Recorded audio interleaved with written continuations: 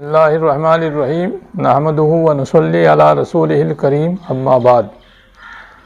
محترم بزرگوں اور دوستوں، پس پردہ ماں اور بہنوں، آج آپ حضرات کے سامنے تراویح کے متعلق بیان کیا جائے گا انشاءاللہ تعالی۔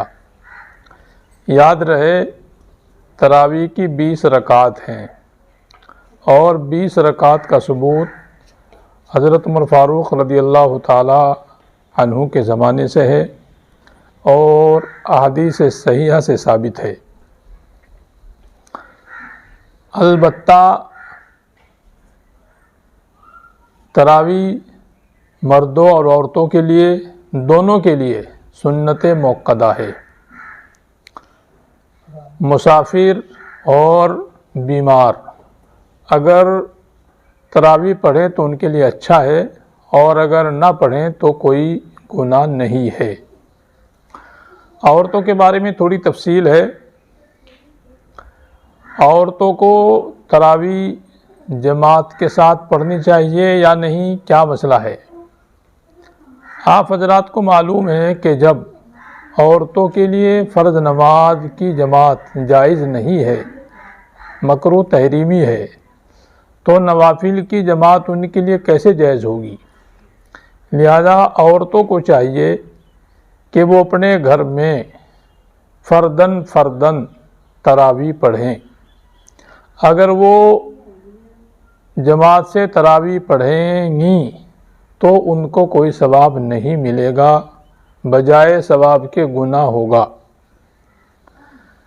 کچھ عورتیں حافظہ ہوتی ہیں اور وہ یہ خیال کرتی ہیں کہ اگر ہم قرآن شریف تراویح میں نہیں سنائیں گی تو ہم قرآن پاک بھول جائیں گی۔ یاد رہے قرآن پاک کو سنانا اور سننا اور پڑھنے کا مقصد کیا ہے؟ قرآن پاک کو سنانے اور سننے اور پڑھنے سے مقصد اللہ رب العزت کی رضا اور خوشنودی ہے، اس کے حکم پر عمل کرنا ہے۔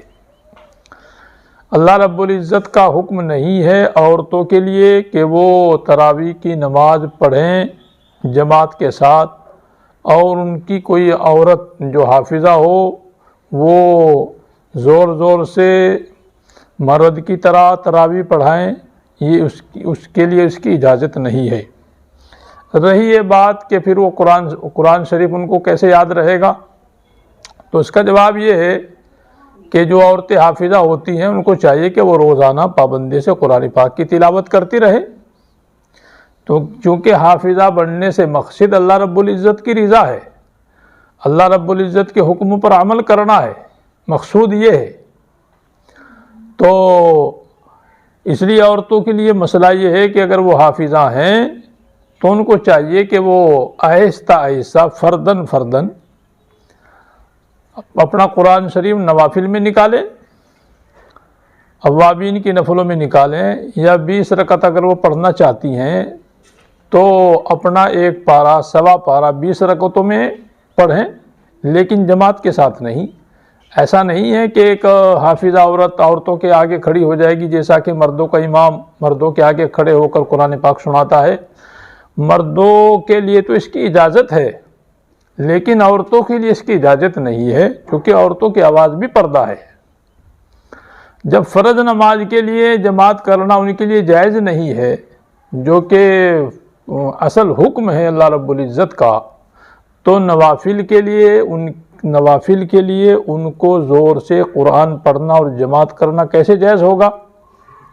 اس لیے سیدھا سادہ مسئلہ ہے، عورتوں کے لیے کوئی جماعت نہیں ہے۔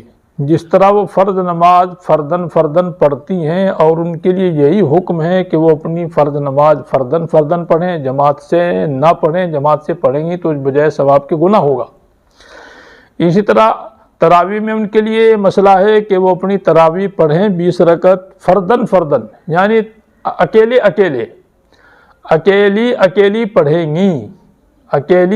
پڑھیں گی، جماعت سے نہیں پڑھیں گی۔